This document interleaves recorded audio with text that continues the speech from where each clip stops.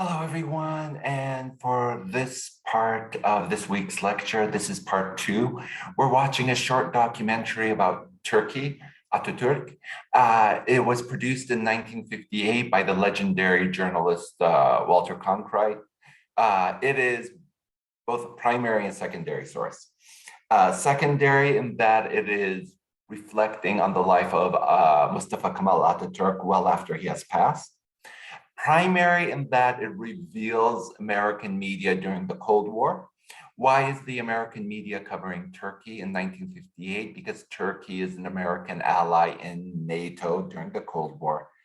A NATO ally on the borders of the Soviet Union. It was a crucial NATO ally. And you see that reflected in the tone of the documentary.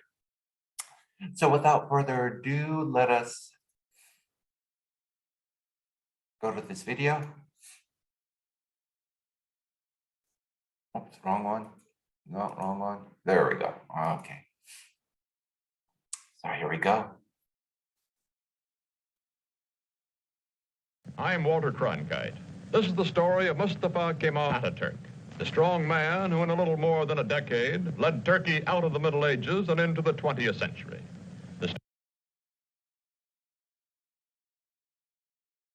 And you can see then why am I assigning this documentary, because it's perfect for this major theme throughout this class, the transition to modernity.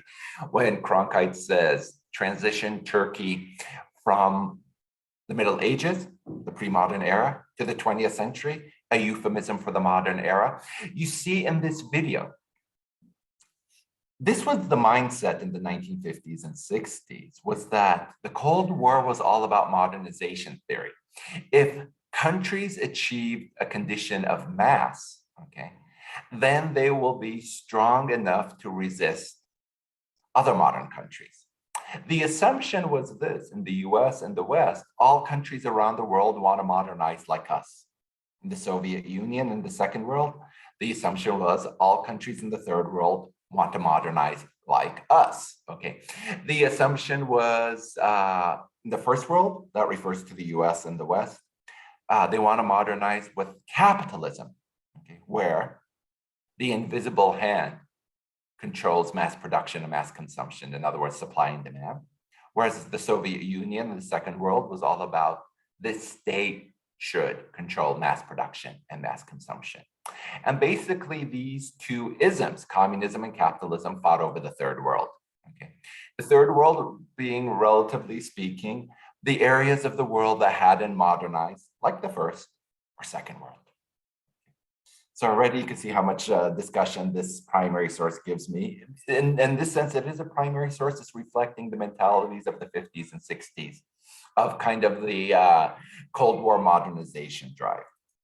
Story, The Incredible Turk, as the Prudential Insurance Company of America presents the 20th century.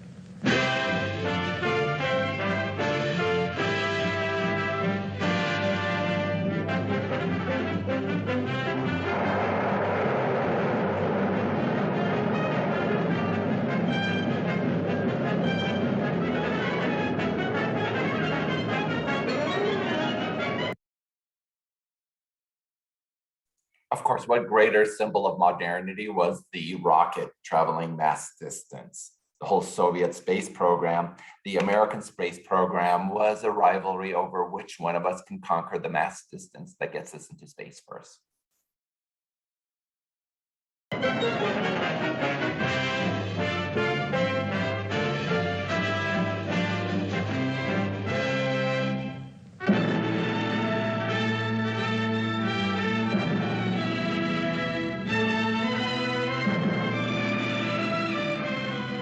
In the Middle East today, chaotic, vulnerable to Soviet expansion, Turkey, modern, powerful, and a rarity in this area, pro-Western, is prepared to defend herself against any aggressor.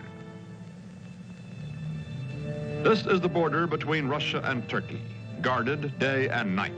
The red sentry does not know he is being photographed from across this border. He feels that he is being watched. He is also suspiciously watchful.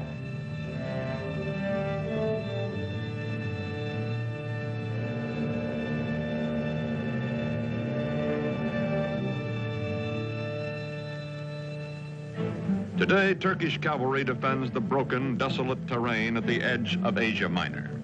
These cavalry squadrons are part of the strongest fighting force in the Middle East, the Army of Turkey, a democratic-minded member of NATO, military partner of the United States. And it's very funny because in the coverage of the war with Ukraine, the same language is being used in 2022. What is Ukraine? Democratically minded, a strong ally of the US, encountering who? Well, the successor to the Soviet Union, Russia.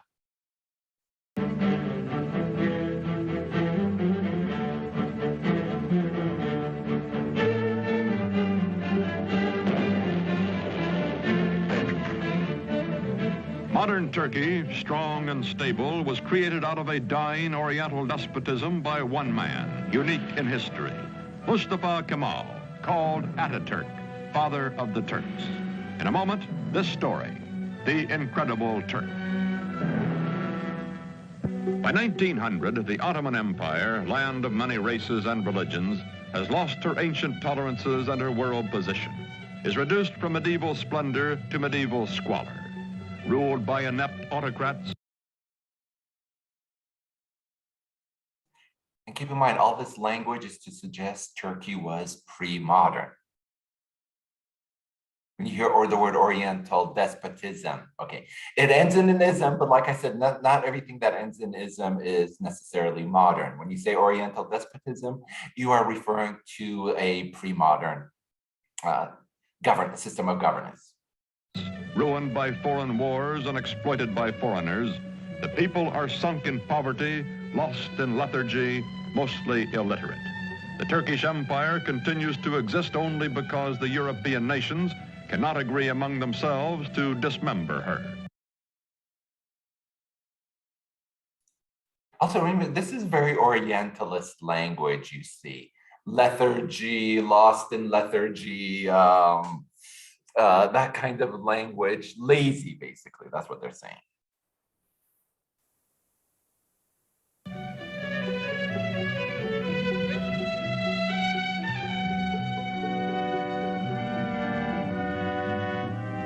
Before World War I, Germany has plans to embrace Turkey as an ally, then to subjugate her as a satellite. To visit the sick man of Europe, as Turkey is called, comes the German emperor himself, Kaiser Wilhelm II. He is received with more than ceremony. His glowing promises, such as the Berlin to Baghdad Railroad, are believed by the Sultan and his government, and even by the nationalist-minded Young Turks. When war comes, Turkey will waver between her old friend Britain, allied with her hereditary enemy Russia, and her new friend Germany. On October 29, 1914, Turkey takes into war, on the Kaiser's side, her obsolescent army.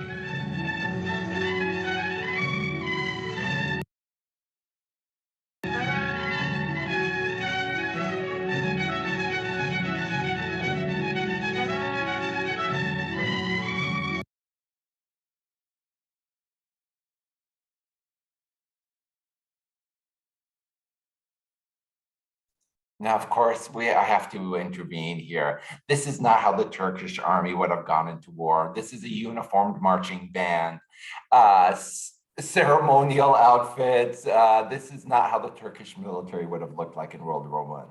How did the military look like? Well, you know that because I've been showing you pictures last week about how various images of the Turkish military. They look like any other military, just maybe a little bit different headgear, but that's it.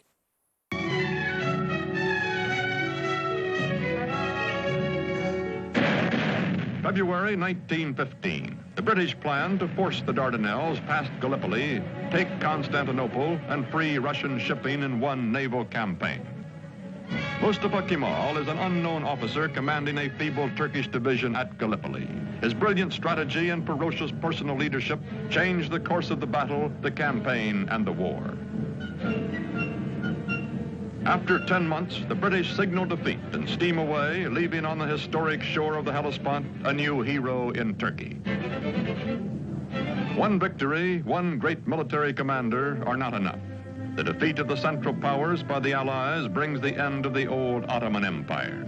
It is carved away, leaving only Turkey proper, a much smaller and more homogeneous land which, with leadership, may become a nation. November 1918. Now, this is also very patronizing language. With good leadership, might become a nation. That was the whole mentality of the League of Nations. We're going to make these countries mandates so that they might become a nation. The assumption was they couldn't do it without European help. In other words, they couldn't be a modern nation without European help. The ships of the victors crowd the harbor at Constantinople after World War I. From the palace of a weak and corrupt sultan, there comes no opposition. Turks bowing to Mecca accept their fate.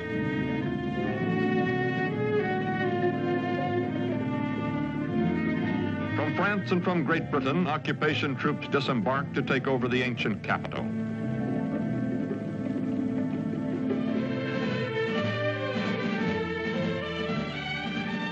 Sure that the Allied armies in Constantinople will do nothing to prevent it, Greece is preparing for an invasion of Turkey. On May 15, 1919, the Greeks land their troops.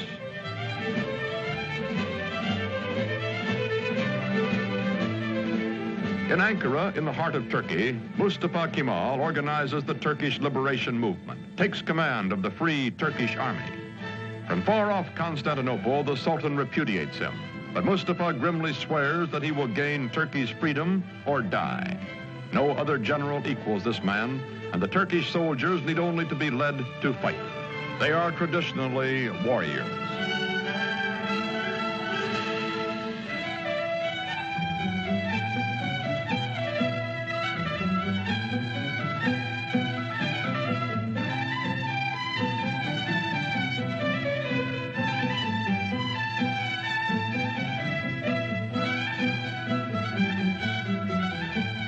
Quickly, Mustafa Kemal gathers the forces of an occupied Turkey under his almost unchallenged domination.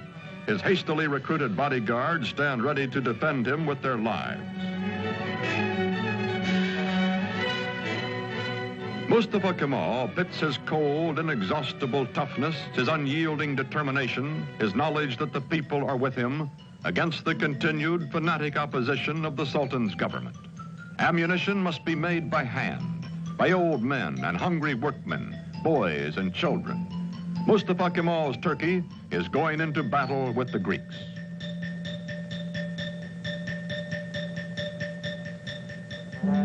The war with the Greeks lasts 3 years, from 1919 to 1922. The Turkish people know it is a war of extermination, atrocious, no quarter given or asked. Heroically led, the Turks advance against the invaders. The women leave their endangered homes to carry shells to the army.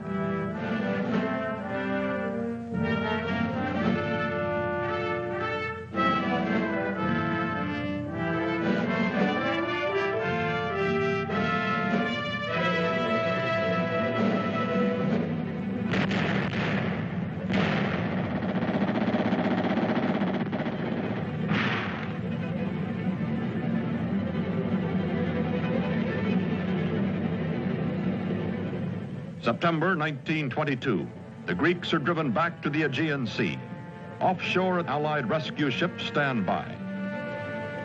Into the seaport of Smyrna, called Izmir by the Turks, pour thousands of Greeks, joined by sympathetic Christian minorities, fleeing. Now, just to put this in historical perspective, around 1922, that's also when the Soviet, or I should say the Russian Civil War is ending. So 1922, you have to realize some people have been fighting in this war. 1914 is when World War I begins. About 8 years of continuous fighting. Okay, both the Soviet Union / Russia and Turkey endures. Before the armies of the man whom the British call the most terrible of all the terrible Turks. From the ships, bread comes to the docks for the desperate refugees. Bread so that they may live another day.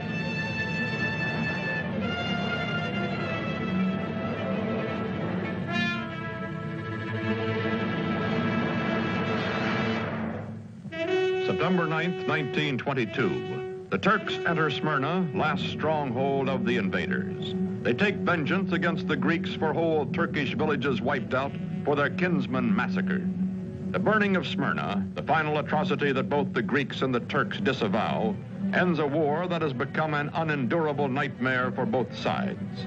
Its polyglot population takes to the sea as the flames destroy the great Homeric city.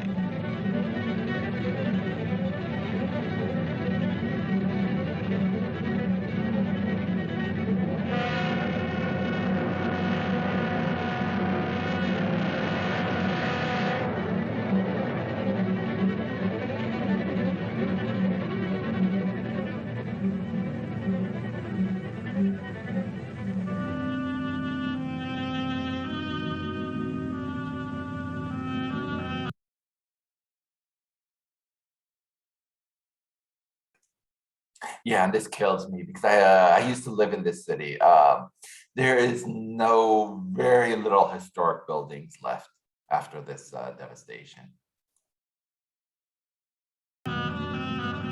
Star and crescent fly over liberated Turkey. Mustafa Kemal Pasha, married to a woman of Smyrna who personifies his ideal of Western freedom for all Turkish women, is chief of state and supreme commander of the army. With the winning of the war, he removes his uniform, never to wear it again. He is now granted dictatorial powers by the elected National Assembly. In Constantinople, to be officially renamed Istanbul, the foreign occupation troops are evacuated. In the fall of 1922, Sultan Mohammed VI, whose family has reigned for 7 centuries, fears for his life and goes into exile as crowds cheer his going. Mustafa Kemal's victorious army enters Istanbul.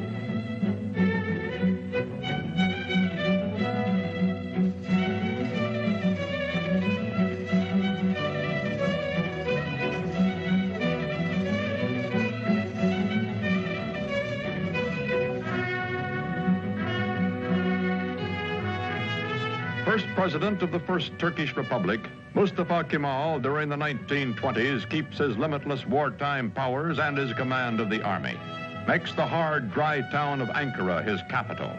His fantastic dream is not of empire or conquest, but of creating a democratic Turkey, a new kind of Turk in his lifetime.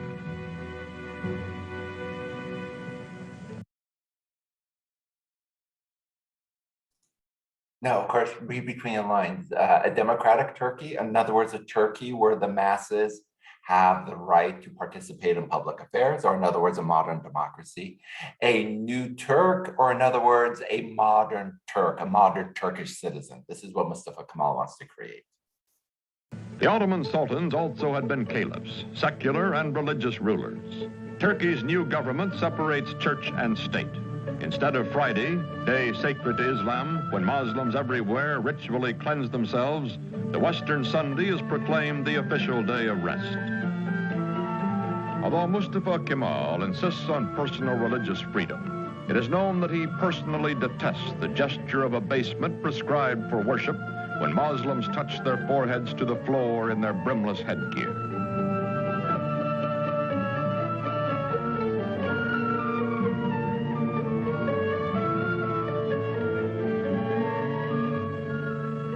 To Kemal, this headgear, the fez, symbolizes Turkey's Oriental fatalism and ignorance. He will abolish it.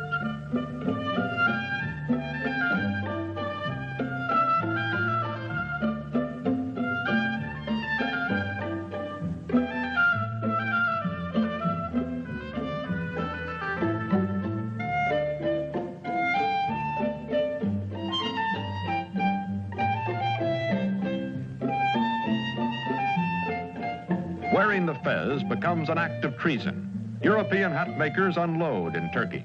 But woe betide the foreigner who dares laugh at a Turk in his new hat.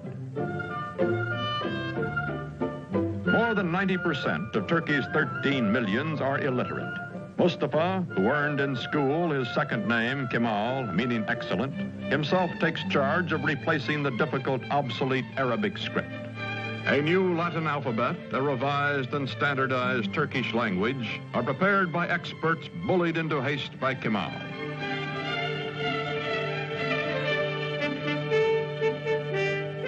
To make a modern nation capable of government by the people, all Turkey must be sent to school.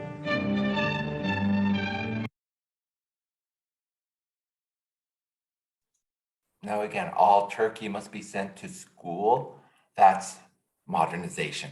Okay, the masses having to be educated to forge the modern state.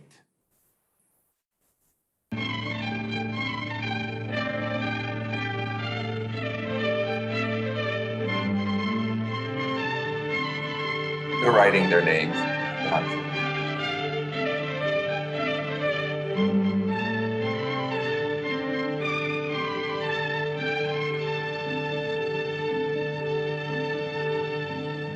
Islamic traditions are shattered. A man's image, Mustafa Kemal's, is displayed in public. He also orders all Turks to adopt Western-style family names and is himself christened Ataturk, meaning father of the Turks. The faces of Turkish girls and women are hidden, and they live in virtual slavery until Ataturk unveils them by decree. Now divorced from his wife, he takes pleasure in the company of emancipated women and insists that all Turkish women adopt Western clothes, gives them equal rights under the law after abolishing polygamy, and opens to women all the trades and all the professions.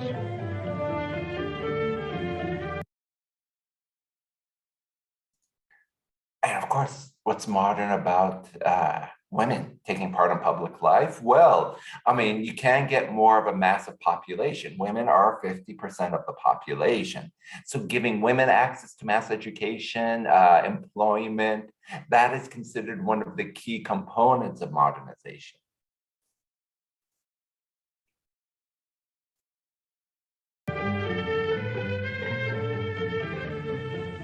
Ataturk, who has eaten the black bread of poverty and lived in the front lines of war, acquires the trappings of power. His proud, fiercely disciplined bearing, which annoyed his superior officers years before, does not change now that he acknowledges no superiors. The men around him treat him as emperors and primitive chieftains and modern dictators are treated. Flatter and yes him, seek the smallest of privileges, such as lighting his cigarette.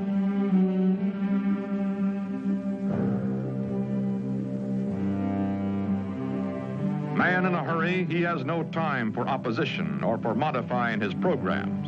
Is too concentrated to pay the slightest attention to the awkward and harassed civil servant who is about to drip peach juice on his shoulder, or to the waiter who will wipe it off.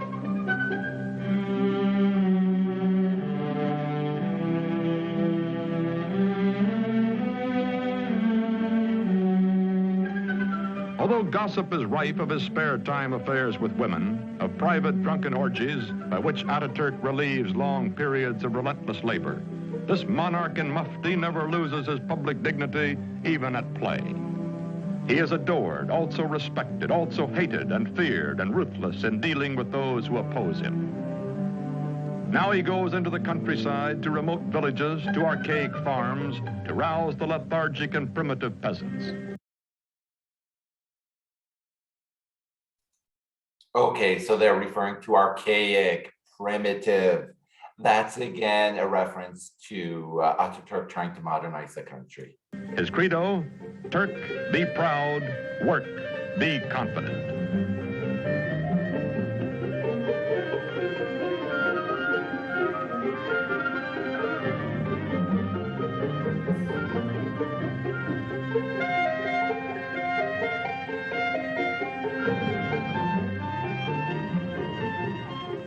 There are two ways of conquering, says Ataturk, by the sword or by the plow.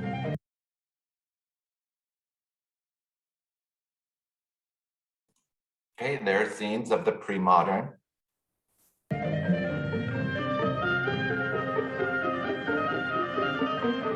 Now, you have to realize the hat he's wearing was the ultimate symbol of modernity. Okay. In other words, a Western mass-produced hat, opposed to, look here, traditional headgear.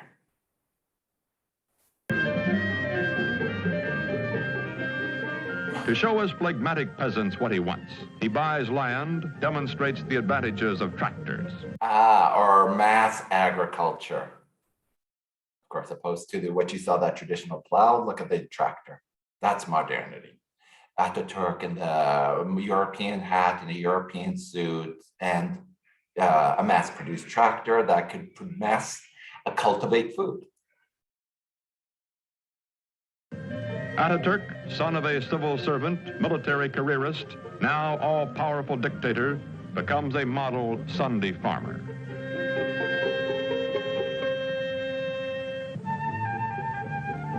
The world is anxious to restore good diplomatic relations with Turkey. From the United States comes Ambassador Joseph Clark Grew.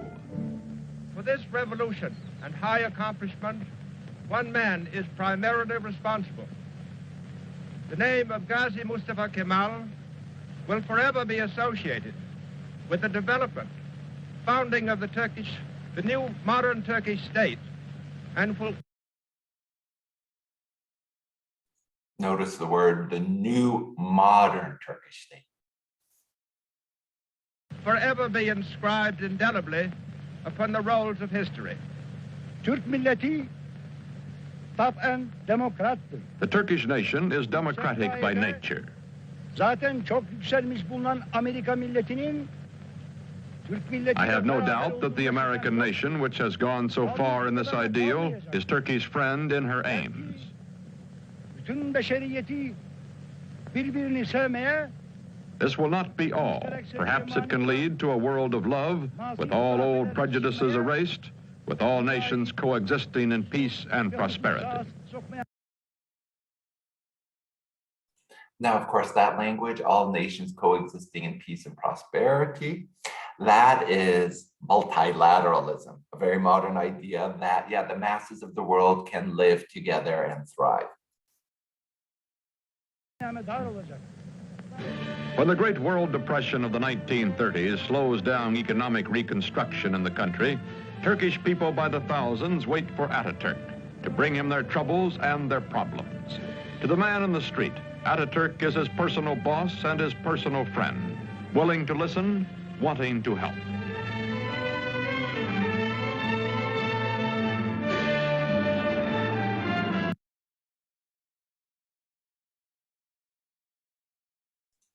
And of course, what was modern about the Great Depression? That was capitalism, mass production and mass consumption, controlled by the invisible hand, failing.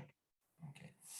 And yeah, you have to realize during this time, of course, other isms. Now, Mustafa Kemal Ataturk, we'll talk about later, promoted stateism, okay, which is not communism. Stateism is where you have many major industries controlled by the state, but you still allow for private industry, okay, private entrepreneurship, smaller businesses, for example.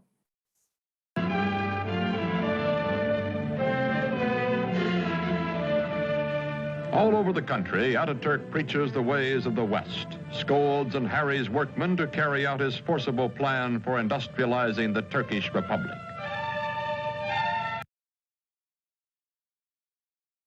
Okay, republic, modern concept.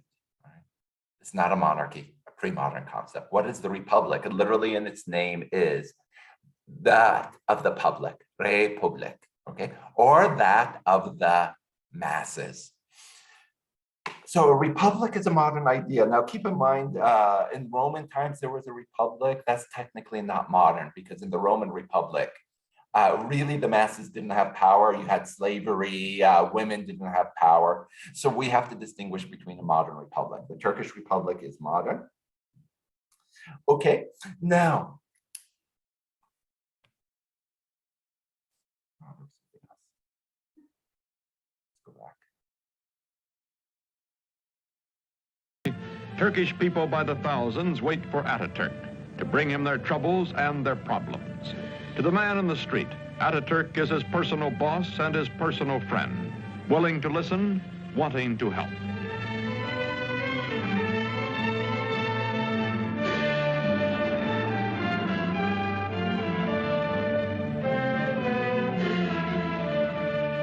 All over the country, Ataturk preaches the ways of the West, scolds and harries workmen to carry out his forcible plan for industrializing the Turkish Republic.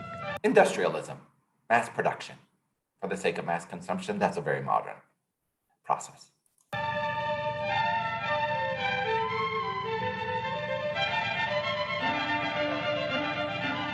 Turkey begins to move into the 20th century, builds dams, mills, factories. The tempo is fantastic.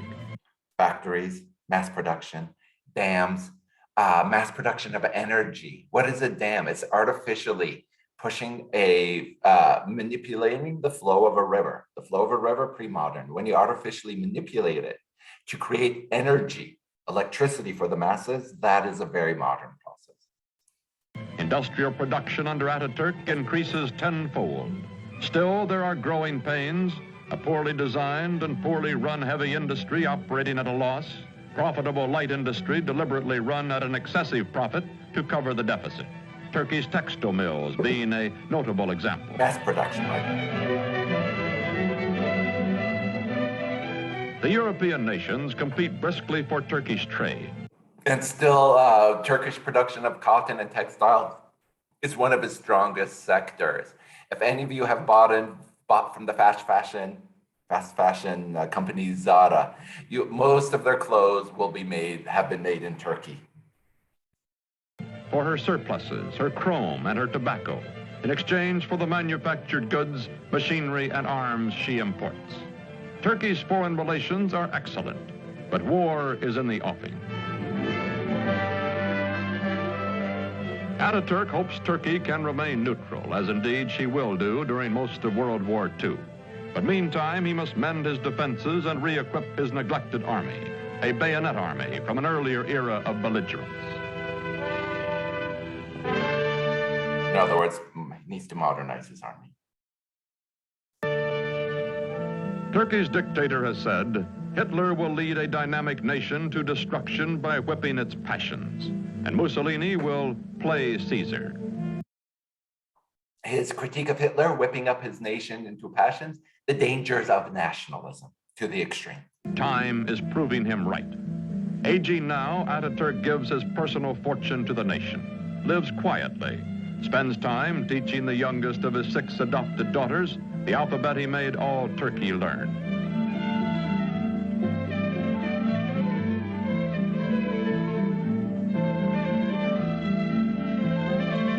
I met one of his adopted daughters in Istanbul when I lived there, actually. I'm not sure if this is her, but I know, yes, one of his adopted daughters I did meet.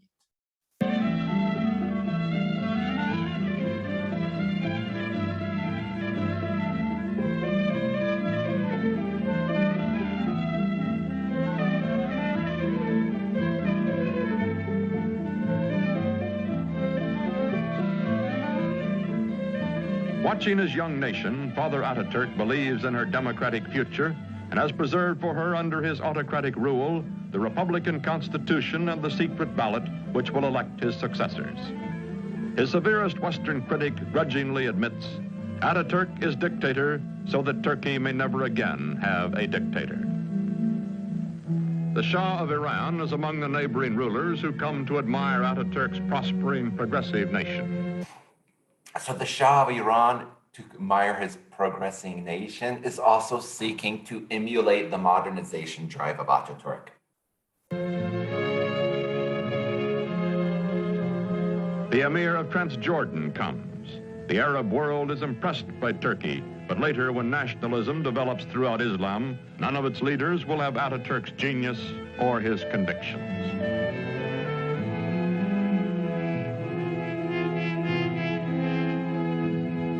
Okay, that was kind of a slap to any Arab leader around this time. It's hard to think of an Arab leader who was able to accomplish what Ataturk did in terms of modernization or fostering a sense of identity and nationalism like Turkey. And this is a theme we're going to be studying in this class, that the failure of an equivalent leader in the Arab world. Not that many tried, okay, but I'm saying in terms of pulling it off or kind of generating the admiration. It's hard to find. So you saw my personal story when I referred to the portrait of Ataturk in that particular place I got stuck in on the first night of Istanbul. Like, remember that particular anecdote and what I'm relating to you right now. An ailing Ataturk spends much time aboard the yacht presented to him for his health by the Turkish people. Long ago, he has said, "I will lead my people by the hand along the road until their feet are sure and they know the way. Then my work will be done."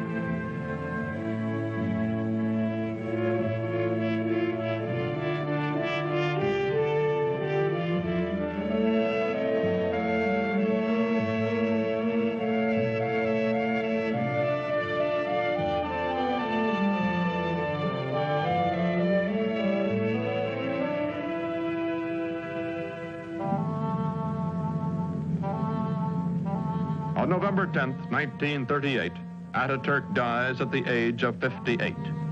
13 years of his life he spent in active warfare fighting for Turkey. For 15 years, until his death, he was our first. Now remember, 13 years, when did I introduce him? In 1911 in Libya. He was deployed in Libya to fight the Italians. So from 1911 to 1922. Actually, a little bit earlier, of course, because he fought in the some of the Balkan Wars. President and absolute ruler. His last command is that his successor be one who will follow his course. Ismet İnönü is that man. And to follow his course, a new ism is born, Kemalism. Okay, and what is Kemalism? We'll talk about it in class, but it is to achieve modernity through secularism. Okay, and that the mass should follow a separation of church and state, the masses, that is.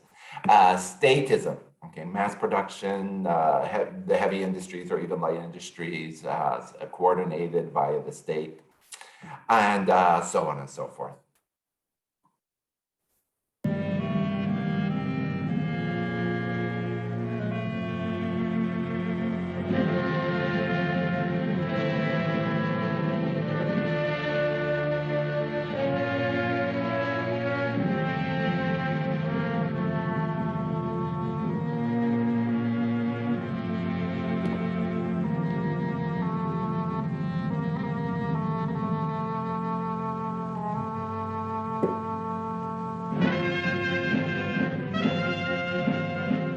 Today, this mausoleum is a shrine for his people, who well and truly mourned for Ataturk.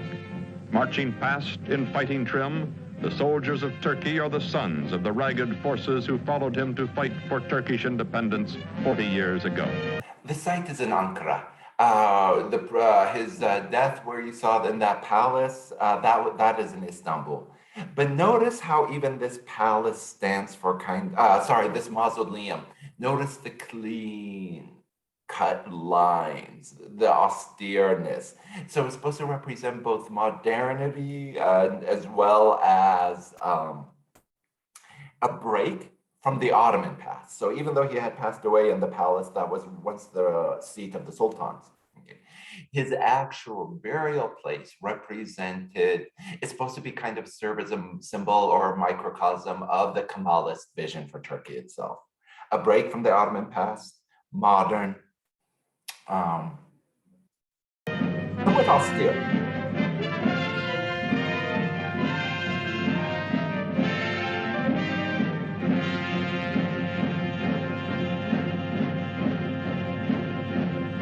Modern Turkey is a vigorous ally of the West. She welcomes not only foreign products, but the foreign bases and men on her soil to help defend her way of life and her NATO alliance. Now, keep in mind that also included hosting US nuclear missiles. And that would be one key issue during the Cuban Missile Crisis later. Okay, the Soviet Union, in exchange for withdrawing their nuclear missiles from Cuba, would insist that the US do the same in Turkey, which Kennedy agreed to. But those US military bases in Turkey still exist. All of her problems have been solved, however. Her economy is heavily bolstered by, some say virtually dependent on, Western aid. That hotel is in Istanbul, if I'm not mistaken. Look how ugly it is, and it's still as ugly. But it had a nice pool. I spent many summer there. But yeah, they should have. Anyway, a symbol of modernity, of course, built out of concrete, simple, austere. Her democracy is still far from perfect, and historians still argue about Ataturk, the man who in less than 2 decades made Turkey over, his methods, his tyrannies, his personal habits. Yet none denies the staggering achievements of the incredible Turk.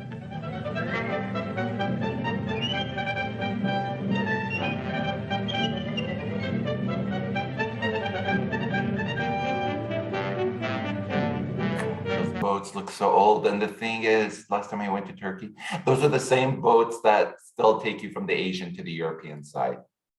The people of Turkey, they were offered to get modern versions, they refused. These, our allies, guarding the gates to the east, are the... When I say Europe, here, I'll just show you how close.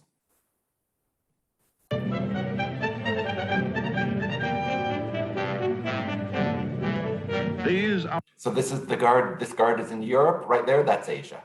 That's all that separates it, that's little waterway. I mean, in theory, you could swim from Europe to Asia. And you can see why the Soviets, the Russians were so obsessed with this waterway, because any ship that goes through can just be blown out of the water so easily. Our allies, guarding the gates to the east, are the inheritors, the children of Mustafa Kemal Ataturk.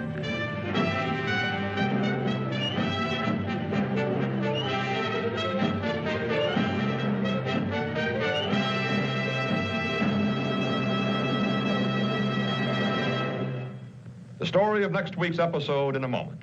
And now a message from your host, the Prudential Insurance Company of America. In the old days, yeah, you didn't have commercials interrupting the show. Usually it was before and after. This was a product of the Columbia Broadcasting Service System, Walter Cronkite. You might know Columbia Broadcasting System as CBS. Okay.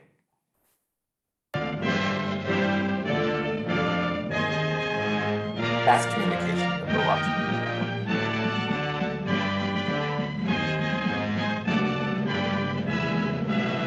He would keep on working through with CBS.